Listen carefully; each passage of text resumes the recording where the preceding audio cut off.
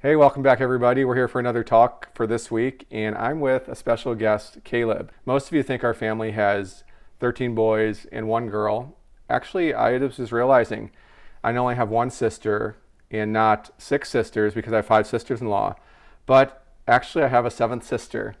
And now I'll explain it a little later, okay? There's kind of an inside joke that goes with that. Caleb probably knows where I'm going with it, but we'll talk about that in a little bit. But just so you know where he is in the family, I'm the oldest. Caleb is the 11th boy, but the 12th child or 12th person who is not a child anymore. Yeah, I think it's 12, last I checked. Caleb has a unique position in the family because he's on the younger end. He has 11 older siblings. 10 of those are brothers. One is our only actual blood sister. So, Caleb, maybe you can share some of your thoughts about that. I haven't prepared you at all. I didn't even tell Caleb what we were talking about. So are you nervous at all, or do you feel? Not really. I was thinking, okay, I should mix up my hand positions, Yeah, and you got to tell people to, if you're on YouTube, you got to tell people to smash that like button. Subscribe. And all the usual YouTube things. So we're just going to talk a little bit, answer some of the questions that people often ask our family, because it is a really unique situation. 13 boys, one girl, one set of parents. And actually, a little fun fact, I don't know of any other family that has this mix, 13 boys and one girl, except just recently somebody wrote in, and it was a girl who is one of 14, and she has 13 brothers. Oh, wow.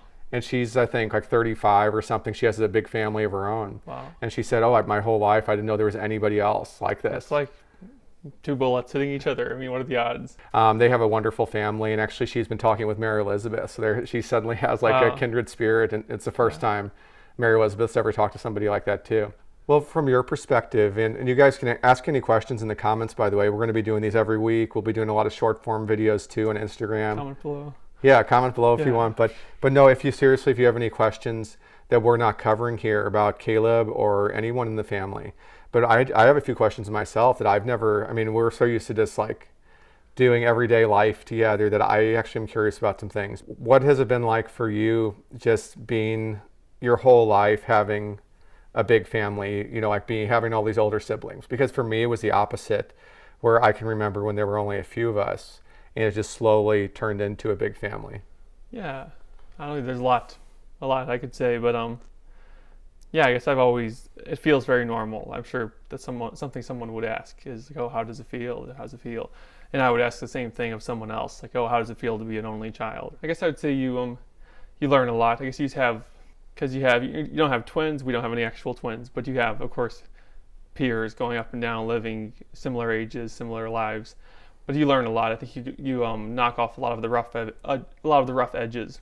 So it's hard to get too selfish or too any crazy in any one direction, but then also at the same time where everyone's very encouraging and supportive of fresh ideas, of fresh stuff. So now there's a big age difference between say you and me. I guess we're 18 years apart. And in a way, does it feel like you have a bunch of uncles, or do you all just feel about the same age in a way? And I'm curious what you think, and I'll give my thoughts on it. Yeah, and in a way, it reminds me of the 12 tribes of Israel. I feel we have Reuben and Asher and whoever. Yeah. But was Simeon the oldest? I thought. I kind of thought it was. I think Reuben or Judah. Reuben or Judah. I thought were kind of the top dogs. Yeah, that might be right.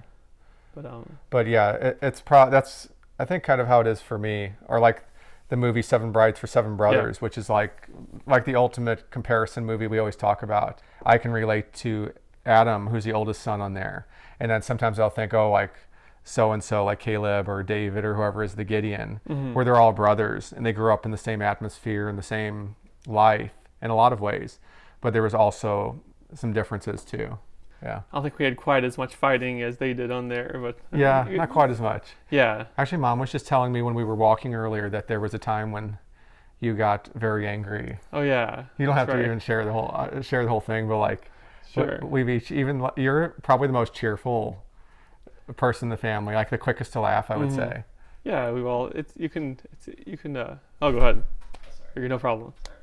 That was just our brother Philip walking through. Yeah, that's true. Philip was recently married. Yeah. Just about 2 months ago, almost. Right? Something like that.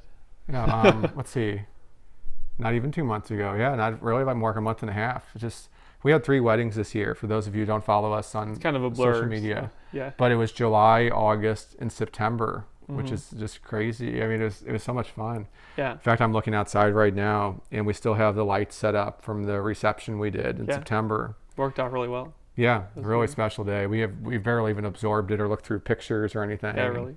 As we went right to a family trip after that to upstate New York, Yeah. and it was so special because we had the 5 sisters-in-law, 3 of them like hot off the presses just a few months ago, and then 2 others were brand new too from the previous year. And we all were able to be there at the same time, sitting around a campfire. We got to see Niagara Falls together. Kind of a nice little retreat after the whole busy summer. One of the things Caleb's known for, and I'll ask you about this, Caleb, is his cheerfulness. He's always the first one to laugh. You'll just hear you'll see something funny developing, and then suddenly you'll hear a good Caleb kind of opened the doors for us laughing. And it's great. It's always something I've always loved about Caleb. But No, I'd say that's a compliment, and I think it's kind of some of it. I think is a gift from God that hey, maybe certain people are gifted with a little bit of cheerfulness or a way to kind of have a buoyancy. But also, I think a lot of it also is a choice. You always have to decide, hey, am I going to, purposely not laugh at this because I might look like a little kid, or that's one thing I Sure. always told myself is, hey, I don't care if it's a dumb joke or if it looks like I'm too easy to please in that way. Hey, Sure. I'm gonna laugh. If it's funny, I'm gonna laugh. I'm not gonna be self-conscious. So that's why I would tell anyone: don't be self-conscious to laugh. Yeah. That's not. there really is a freedom in that, to the extent you can just turn down the volume of self-consciousness. I mean, that's just a life lesson overall. That's something I've learned a lot over the years. When we first started getting attention as a family, there were local news stories, different TV stations wanted to feature us, and I was a teenager at that time, and that was the last thing I wanted, was to stand out and be something different, untested among your peers in a way. I was like, oh wait, is this really cool because I'm on TV, or really corny because we're all coming out of the van, piling out of the van together? It's just like high school. You don't know if you're the cool kid or the. Yeah, exactly. You have to almost I had to poll everybody or something. Yeah. But that only lasted for I remember the first time it happened, I was kind of upset. I went up to my room and I was just kind of really upset. Oh man, just when I'm starting to get used to get in with the cool kids or something. But that passed very quickly. And since then I've been the big ham in a way. I mean, not that I even care about the attention, just I feel very comfortable doing things like this. I think you're kind of like that too. Sure, yeah. And you kind of realize at some point, for one, I think people want to see, no one wants to watch a scared singer, a scared speaker, because then the whole audience is also kind of on edge. So even if you are a fool, even if you are silly or your voice is cracking or something, hey, just go for it. Be confident. In a way, fake it till you make it. But then it's also just how you actually gain true confidence. Is just, hey, go for it. And people are, they're gentle, they're sincere. If you're giving it your best and you're, it usually turns out pretty well. And then even when you do mess up, then it becomes funny. You just allowed a lot of people to laugh. And I never said I was perfect. You never said you were perfect. Let's all kind of take it easy and of course, you want to strive for excellence and everything, and do follow God as best you can. But hey, you have that sort of. I think that helps with a big family. You kind of know that hey, no one's perfect. We're all kind of, in a way, wounded warriors in our own way. But hey, even if you're a soldier shot in the shoulder, you can still help your brother in arms. I was going to ask you what it's been like growing up with Mary Elizabeth, because she's your older sister. You two have always been very close. Mm-hmm. And in fact, that the connection of those two is one reason I was jokingly called Caleb one of our sisters. Oh, yeah. And I'll mention that in a little bit. But before I get off topic too much, what has it been like just having her as an older sister? What's your relationship like? Yeah, in some ways, I think Mary Elizabeth and I have felt almost like the same age. Maybe just something to do with having a sister that's a little older than the brother, but maybe the guy, of course, the boy might get taller, and I got taller than her pretty quickly. But in a way, it felt like we've always been roughly the same age, and we both, of course, respect each other, and I still respect her as being older than me. But I don't know, something about it, I guess, just we got along, or we were able to talk about anything. We kind of just want to talk about everything, and there's no like pressure. I'm not trying to be a sister, but you know, it's at least I was a good, I guess, substitute until we had any real sisters-in-law. So, not That- very good substitute. That's kind of what I was leading up to. Is I don't know exactly where that started, but Caleb at some point started being referred to as Mary Elizabeth's younger sister. And maybe you can tell me, is there what's the backstory of that? I think basically just that. It's not very deep, but I guess it's like, well, you know, Mary Elizabeth is desperate. She only has brothers because Caleb will be the closest thing. I mean, thankfully I didn't have to dress up like a sister, but Yeah, and Caleb's always been like very athletic and masculine, so it's not at all by how he acted, but I think it was that from what I can tell watching as an older brother, I think they just always got along so well, and Mary Elizabeth kind of it was the first brother she had that she could kind of take care of, but yet also Caleb would give her confidence in ways that she would be too cautious. Like we have old videos of them at swim lessons at the YMCA. I was thinking that too. Well, do you want to tell the story? You probably could tell it better than me. Yeah, I think when we both went to take swimming lessons together, Mary Elizabeth and I, and she was always a little more timid to like hop in or just dive in and start doing what the teacher said. So, but I guess maybe being a boy or at least a young boy, I thought, hey, you know what, I can do it. Just do this. Come on, let's do this. And like I think it helped give her confidence. You know, of course, we're both young, so. Do you know how old would you estimate you two were then? That's also kind of a running joke that I have a terrible memory, and Mary Elizabeth can remember. Right. She can remember any date. Like, oh yeah, isn't this the time in 2014 we went up to upstate New York, and you know, Dad bought this thing, and There's something about Mary Elizabeth and Dad. They both have. I'd say John is in that category too, but especially Mary Elizabeth and Dad have these like photographic memories for dates. Yeah. I'm just amazed how often they do that. Like we'll talk about some vague memory in the distant past, and then they'll say, oh yeah, that was like December of 2003, December 12th of 2003. We were in, you know, Utica, New York at that time, and yeah, it was actually 2:32 p.m. and it was 12:03 Elm Street, and I just happened to remember that. You know? I think I'm closer to Caleb in that way as far as I'm not real good with dates. I don't pay attention that much. I'm better at like remembering faces or maybe like remembering how someone acted or reading someone's mood or what, I don't know, just things like that. So we all have different gifts, but that's definitely a strength of theirs. Yeah, in different, like you said, in different ways. I've always felt observant. Like I know we talk about like maybe me imitating someone's batting swing or maybe even like movie quotes that we talk to each other with. Yeah. But those things I feel, I'm really sharp with, but then I just can't, like my memory is like I only remember the last 3 years and everything else kind of gets deleted off the hard drive. So it's like a moving memory bank or something. Can you think of any other examples like the differences in your personalities or anything like that? No. So you don't remember when the sister thing came about? Did you have that joke about you being the younger sister? No, I think it's just I just kind of got stuck with the name. Like, hey, I guess it's the closest thing that Mary Elizabeth has, and she'll just have to make do with Caleb. Yeah, and this was before the sisters-in-law came along. Right. And now I've been able to retire a little more, but we still have the connection, Mary Elizabeth and I. Well, didn't you have a time still where you said like, oh, like, hey, aren't I still your sister? Like maybe maybe Mary Elizabeth told a secret to one of the sisters-in-law first, and then you said, wait, am I not your sister anymore? Actually, that's another. Well, that's something another example of her remembering something. Yeah, I was about to say, I would trust her better than my memory. Yeah. Just to get your perspective as one of the younger guys, what has it been like? Because you, of course, grew up in this large family, so in some ways you don't know any differently, but obviously you've been around thousands of other people through your businesses, work, you know, this softball games, just all sorts of things. So what are some of the things that, in a way, were like culture shocks to you that made you see the difference or appreciate things about the family, like having a large family? But yeah, I guess the more older I've gotten, I've become more and more appreciative of what we do have, and just that, hey, you know, of course, as you get older, you want people to be around you. You want people to grow old with, sort of. Yeah. So, did you have any times growing up where, like, I don't remember you ever going through like a rebellious teenage phase or like, you know, being sassy to mom or dressing in dark clothes or nobody really had that to an extent. I mean, our version of that is like very, very minor, but sure. You in particular, do you remember any like phases you went through like that? No, I think if anything, I was thankfully, that's another thing about having a big family is that, hey, I've seen 11 older siblings go through this age, or at least a handful of them.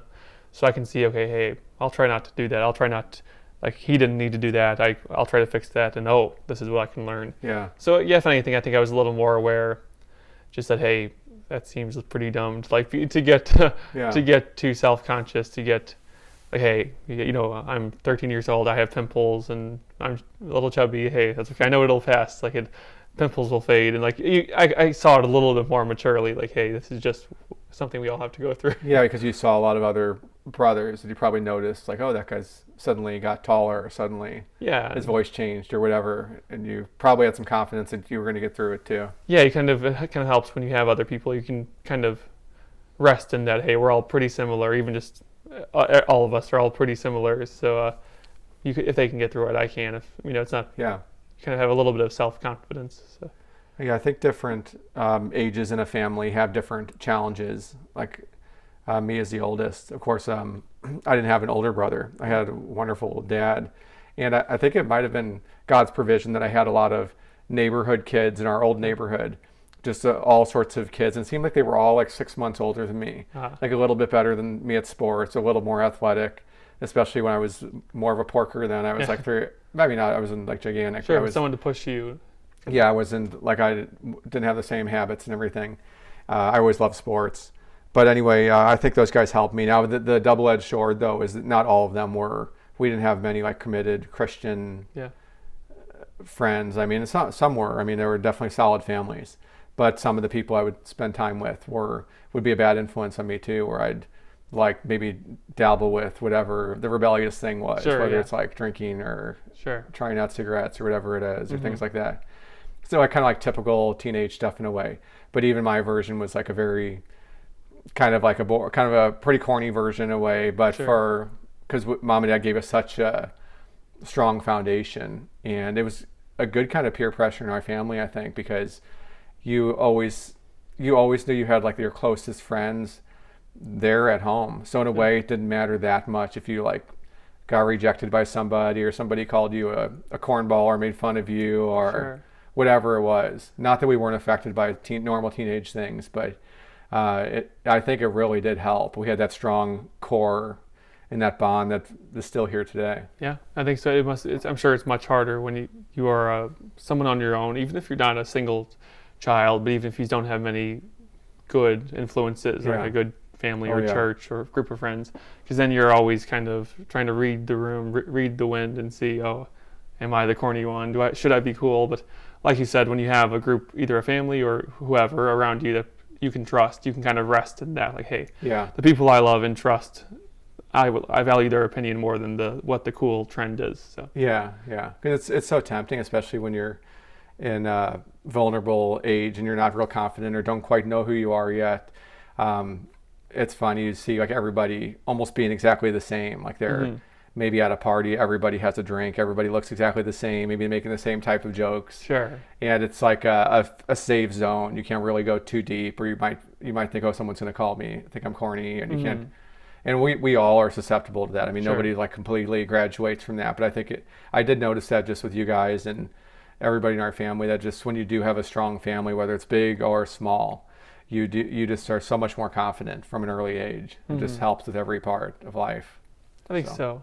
Yeah, and you realize, hey, life's too short and precious to like waste it on being self-conscious or on trying to impress someone. But hey, just keep helping people, keep doing what God made you to do. So. Yeah, definitely. And I would just encourage all of you to be confident in that and just in your place with God, and that we're not to get too far off topic, but I was just looking up, and we're going to finish up here soon, but just I was looking up recently, we talked about in our Sunday service, but the new heaven and new earth, and how we're going to all share that together, all believers. And it kind of puts things, and it's very real, it's going to be like this earth, but a perfect version of it. And it kind of puts it in perspective. I think you see that a little more clearly as you get more mature, but like Caleb, I mean, he's very mature, and we talk about things like that. And it just like puts everything in perspective, where you like actually want to leave a legacy and do something, worthwhile and meaningful.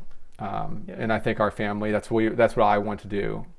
In our family and everybody we know. So I don't know if I can top that, but that was good. If you guys want to go to the info box at the bottom, and if you click there, we actually have an area you can subscribe to our newsletter. We're just starting to help us keep in touch with you. And until then, we'll talk to you guys next time.